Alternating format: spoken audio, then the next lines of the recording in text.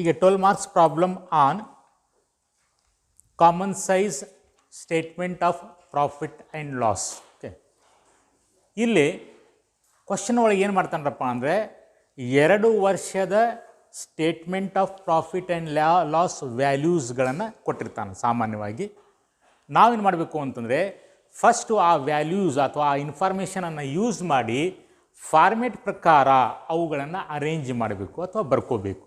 So ಅದಕ್ಕಾಗಿ ನಾವೇನು ಮಾಡಿರಪ್ಪ ಅಂತ ನೋಡ್ರಿ, ಕಂಪ್ನಿ ಹೆಸರು ಕೊಟ್ಟಿಲ್ಲ, ಡ್ಯಾಶ್ ಕಂಪ್ನಿ ಲಿಮಿಟೆಡ್ ಅಂತ ಬರ್ತೀವಿ. ಆಮೇಲೆ common size statement of profit and loss for the year ended 31st March 2016 and 31st March 2017. Column ಎಷ್ಟು? ಇಲ್ಲಿಯೂ ಸಹ ಟೋಟಲ್ 5 ಕಾಲಮ್ಸ್. ಒಂದು ಪರ್ಟಿಕ್ಯುಲರ್ಸ್ ಎಂಟ್ರೀಸ್ಗಳನ್ನು ಹೆಡ್ಸ್ಗಳನ್ನು ಬರೆಯುವ ಸಲುವಾಗಿ. ಆಮೇಲೆ 2016 ಇದು ಫಸ್ಟ್ ಇಯರ್, 2017 ಇದು ಸೆಕೆಂಡ್ ಇಯರ್, ಅಥವಾ ಇದು ಪ್ರಿವಿಯಸ್ ಇಯರ್, ಇದು ಕರೆಂಟ್ ಇಯರ್, ಇದು ಹಿಂದಿನ ವರ್ಷ, ಇದು ಚಾಲ್ತಿ ವರ್ಷ. ಆಮೇಲೆ ನಾವು ಕಾಮನ್ ಪರ್ಸೆಂಟೇಜನ್ನು ಕಂಡುಹಿಡಬೇಕು. Common percentage of first year, common percentage of second year. ಫಸ್ಟಿಗೆ ನಾವು ವ್ಯಾಲ್ಯೂಸ್ಗಳನ್ನು ತುಂಬ್ಕೊಳ್ಳೋಣ, ಆಮೇಲೆ ಏನು ಮಾಡಬೇಕು ಅಂತ ನಾನು ಹೇಳ್ತೀನಿ. ಓಕೆ, ಸೊ ವ್ಯಾಲ್ಯೂಸ್ ತುಂಬ್ಕೊಡ್ರಿ. ನಿಮಗೆ ಕ್ವಶನ್ ಒಳಗೆ ಏನೇನು ಕೊಟ್ಟಾನ ನೋಡ್ರಿ.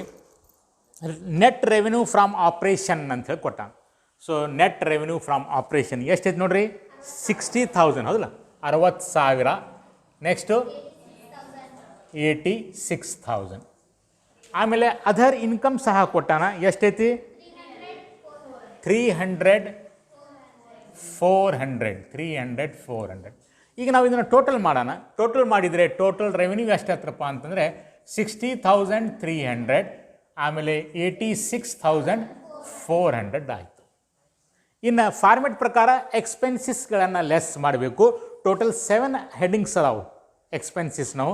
ಆದರೆ ಇಲ್ಲಿ ನಮಗೆ ಕ್ವಶನ್ ಒಳಗೆ ಎಷ್ಟು ಕೊಟ್ಟಾನ ನೋಡ್ರಿ. ಆ ಫಾರ್ಮೆಟ್ ಪ್ರಕಾರ ಫಸ್ಟ್ ಹೆಡ್ಡಿಂಗ್ ಆಫ್ ಎಕ್ಸ್ಪೆನ್ಸಿಸ್ ಯಾವುದ್ರಪ್ಪ ಅಂತಂದರೆ cost of material consumed. Question ಒಳಗೆ ಕೊಟ್ಟಾನೇನು ನೋಡಬೇಕು. ಸೊ ಕ್ವಶನ್ ಒಳಗೆ ಕಾಸ್ಟ್ ಆಫ್ ಮಟೀರಿಯಲ್ ಕನ್ಸ್ಯೂಮ್ಡ್ ಕೊಟ್ಟಾನ. ಸೊ ಅದಕ್ಕಾಗಿ ನಾವು ಬರೆದ್ವಿ cost of material consumed. Amount ಎಷ್ಟೈತಿ? 18,000, 20,000. ನೆಕ್ಸ್ಟು ಹೆಡ್ಡಿಂಗ್ ಎದ್ರ ಪ್ರಕಾರ? ಫಾರ್ಮೆಟ್ ಪ್ರಕಾರ ಏನು? Purchases of the stock in trade. Question ಒಳಗೆ purchases of the stock in trade ಕೊಟ್ಟಿಲ್ಲ, ಬಿಟ್ಬಿಡ್ರಿ, ಬರೆಯೋ ಅವಶ್ಯಕತೆ ಇಲ್ಲ. ಥರ್ಡ್ ಯಾವುದು? Changes in the inventory. So ಅದು ಸಹ ಇಲ್ಲಿ ಕೊಟ್ಟಿಲ್ಲ. ಸ್ಟಾಕ್ ಅಂತೇಳಿ ಓಪನಿಂಗ್ ಸ್ಟಾಕ್, ಕ್ಲೋಸಿಂಗ್ ಸ್ಟಾಕ್ ಅಂತೇಳಿ ಕೊಟ್ಟಿಲ್ಲ. So changes in the inventory ಅವಶ್ಯಕತೆ ಇಲ್ಲ, ಬಿಟ್ಬಿಡ್ರಿ. ನೆಕ್ಸ್ಟ್ ಯಾವುದು? ಎಂಪ್ಲಾಯೀಸ್ ಬೆನಿಫಿಟ್ ಎಕ್ಸ್ಪೆನ್ಸಿಸ್ ಇಲ್ಲಿ ಡೈರೆಕ್ಟಾಗಿ ಕೊಟ್ಟಾನ. ಸೊ ಅದಕ್ಕಾಗಿ heading ಬರ್ಕೊಡ್ರಿ employees benefit expenses. Amount ಎಷ್ಟು ಕೊಟ್ಟ ನೋಡ್ರಿ? 9,000, 10,000. ಸೊ ಇದು ಆದ ನಂತರ ಫಾರ್ಮೆಟ್ ಪ್ರಕಾರ ನೆಕ್ಸ್ಟ್ ಹೆಡ್ಡಿಂಗ್ ಯಾವುದು? ಫಾರ್ಮೆಟ್ ಪ್ರಕಾರ ಫೈನಾನ್ಸ್ ಕಾಸ್ಟ್. ಇಲ್ಲಿ ಫೈನಾನ್ಸಿಯಲ್ ಎಕ್ಸ್ಪೆನ್ಸಿಸ್ ಅಂತ ಕೊಟ್ಟಾನ. ಸೊ ಅದಕ್ಕಾಗಿ ಫೈನಾನ್ಸಿಯಲ್ ಕಾಸ್ಟ್ ತೊಗೊಳ್ಳೋಣ. ಎಷ್ಟೈತೆ ನೋಡ್ರಿ ಅಮೌಂಟು? 3,400. ಎಸ್. ಈಗ next heading depreciation and amortisation. Question ಒಳಗೆ ಕೊಟ್ಟಿಲ್ಲ, ಸೊ ಅದಕ್ಕೆ ನಾವು ಬರೆದಿಲ್ಲ.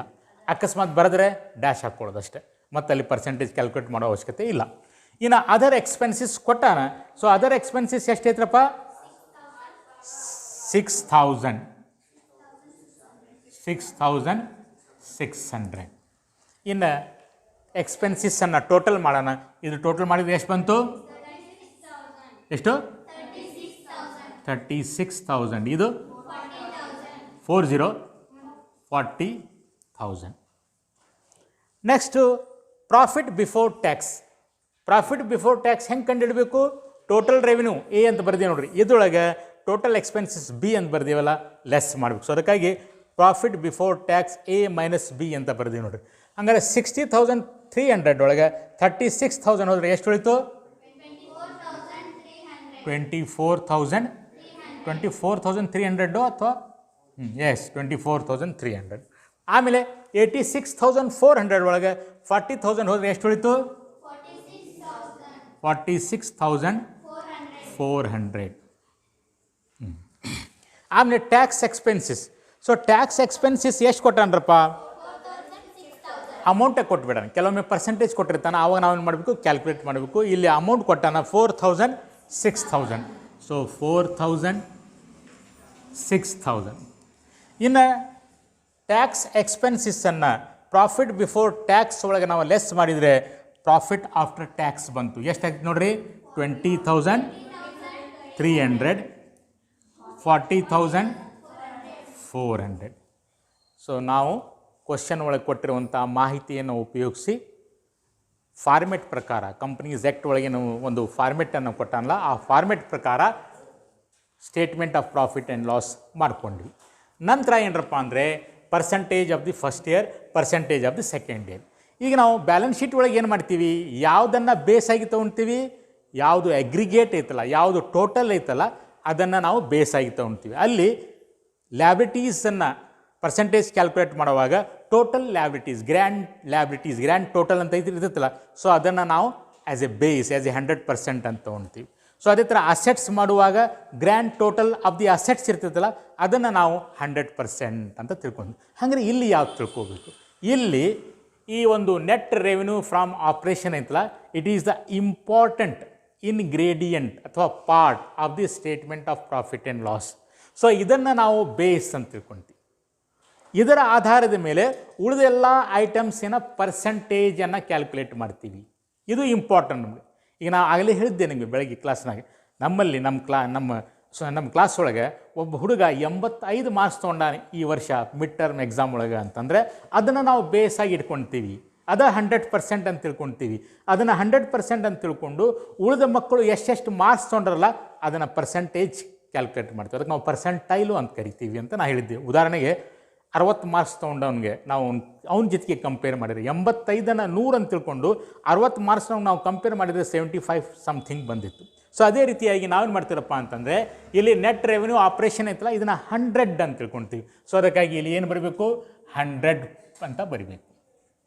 ಇನ್ನು ಪ್ರತಿಯೊಂದು ಐಟಮನ್ನು ಅದ್ರ ಜೊತೆಗೆ ಕಂಪೇರ್ ಮಾಡಿ ಪರ್ಸೆಂಟೇಜ್ ಫೈಂಡ್ ಔಟ್ ಮಾಡಬೇಕು. ಹೆಂಗೆ ಫೈಂಡ್ ಔಟ್ ಮಾಡಬೇಕು ನೋಡಿರಿ.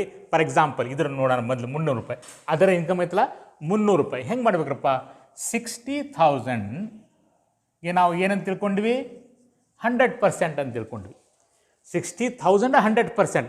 ಹಾಗಾದ್ರೆ 300 ಎಷ್ಟು ಪರ್ಸೆಂಟು, 300 ಎಷ್ಟು ಪರ್ಸೆಂಟ್ ನೋಡಿರಿ, ಎಷ್ಟಾಯ್ತು, 2 0 2 0, 3 1 3 2 2 0 2 0 ಎಷ್ಟು ಬಂತ್ರಿ, 5 ನಂತರ 0 0.50 0.50. ಓಕೆ, ಸೊ 0.50, 2 0 2 0 ಕ್ಯಾನ್ಸಲ್, 2 0 2 0 ಹೋತು. ಹಂಗಾರೆ 3/6 ಬಂತು. 3/6 ಅಂದರೆ 0.5, ಅರ್ಧ. ಓಕೆ, ಸೊ ಹಾಗಾದರೆ ಇಲ್ಲಿ ಏನು ಬರಿತೀವಿ ನಾವು, 0.50 ಅಂತ ಬರೀಬೇಕು, 0.50. ಸೊ ಅದೇ ಥರ ಈಗ 60,300 ಮಾಡಿರಿ. ಸೊ ಏನು ಮಾಡಬೇಕು, 60,300 ಅಪಾನ್ 60,000 ಇಂಟು 100. 60,300 upon 60,000 into 100 ಎಷ್ಟಾತ್ರಿ, 100.50. ಅದೇ ಥರ 18,000 ಅಪಾನ್ 60,000, 18,000 ಅಪಾನ್ 60,000 ಇಂಟು 100 ಎಷ್ಟು ನೋಡ್ರಿ, ಎಷ್ಟಾಯ್ತು ನೋಡ್ರಿ, 30.00. 60,000 ರೂಪಾಯಿ ಒಂದು 100% ಆದರೆ 18,000 ರೂಪಾಯಿ ಎಷ್ಟು ಪರ್ಸೆಂಟು. ಆಮೇಲೆ 9,000 ಎಷ್ಟಾಯ್ತು ನೋಡ್ರಿ, 19 ಅಥವಾ 15.00. ಯಾಕಂದರೆ 18,000 ರೂಪಾಯಿ 30% ಬಂತು ಅಂದರೆ ಇದರ ಅರ್ಧ 9,000, 15% ಬರಲೇಬೇಕು ಅದು. ಆಮೇಲೆ 3,000 5.00. ಆಮೇಲೆ 6,000 10.00. ಆಮೇಲೆ 36,000 ಅಪಾನ್ 60,000